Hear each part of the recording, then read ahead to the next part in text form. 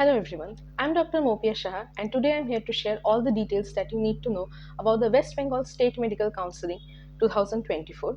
We already have a tentative schedule of registrations for the first round, which is going to start from 18th of November and will end by 20th of November.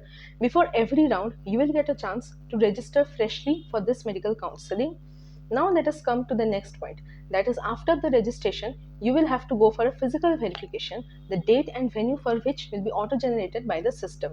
You will need a few documents for the physical verification round, and the documents that you are going to need are as follows: NEET PG 2024 admit card, NEET PG 2024 rank card, any two out of three ID proofs, that is your voter card, Aadhaar card, or your passport, an age proof certificate, which could be your birth certificate, class 10 admit, or your class 10 certificate, your third prof MBBS Part 2 or MBBS mark sheet, your degree certificate, your permanent registration certificate issued from the medical council or your state medical council, your internship completion certificate, your candidate profile letter, which will be given by the WBMCC after a successful registration, and the transaction slip that will be coming along.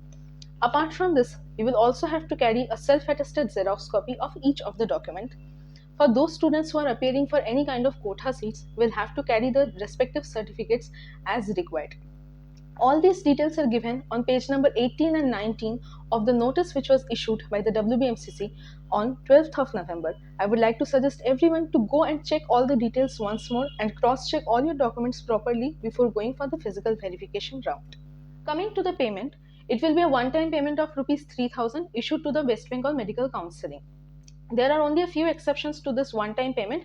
The first one is initialization, but this rule applies only for the NRI students. That is, if a particular NRI quota student fails to produce his required documents at the physical verification round, then he will have to reappear for the physical verification with a fresh registration of Rs 3,000, but that is possible only in the third round. It is not possible in the second round stage. The second exception here is that if a particular student fails to pass through the verification round in any of the stages, in that case he will have to go for a fresh registration in the next stage, and at that time he will again have to pay Rs 3,000 and appear for the physical verification round once again.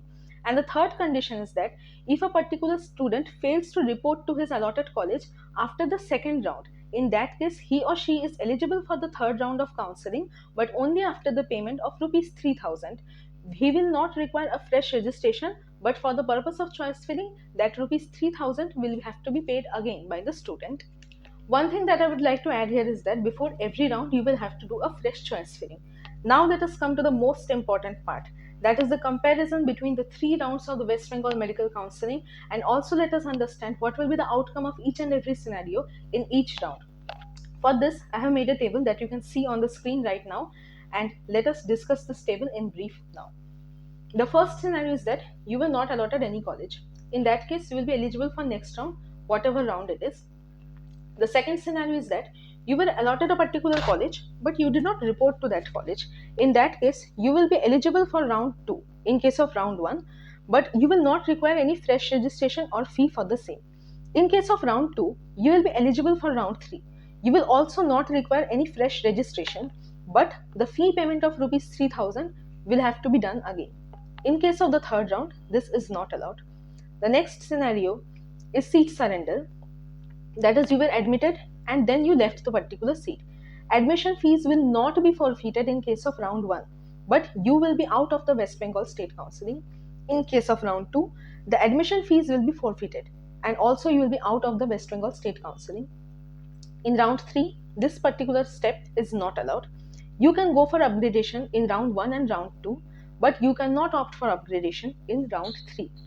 Talking about stay round, this round will be open only to those candidates who have not been allotted any seat till that particular time.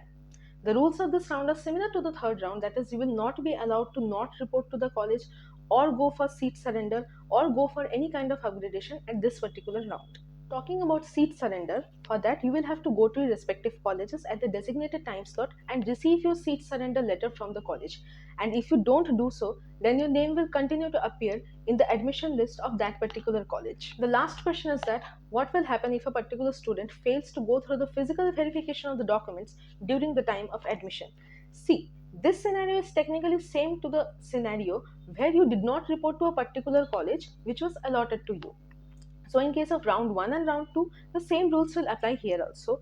But in case of round 3 and stray round, where that not reporting to the college thing was not allowed, in that case, if you fail to verify your documents, you will simply be out of the counseling process. Towards the end of this video, I would like to remind everyone about all the scenarios in which you will not be able to participate in the further rounds of the West Bengal State Counseling.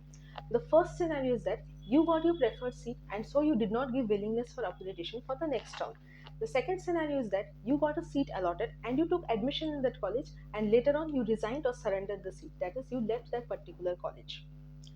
The third scenario is that you failed to pass the verification of the documents during admission in the college which was allotted to you in round 3 or the stray round. And the fourth scenario is the stray round, in which you cannot participate if you have been allotted literally any seat in any round of any counseling, be it AIQ or the West Bengal State Medical Counseling. I have tried to cover all the important points that you need to know about the West Bengal State Medical Counseling 2024. If you found the video helpful, then please like the video and share it with your friends. If you have doubt regarding any step of the counseling or if you found anything wrong in this video, please comment below. I will also try to make a video on how the All India Counseling is corresponding to the West Bengal State Medical Counseling 2024. And that's it for today. Thank you and best of luck to everyone.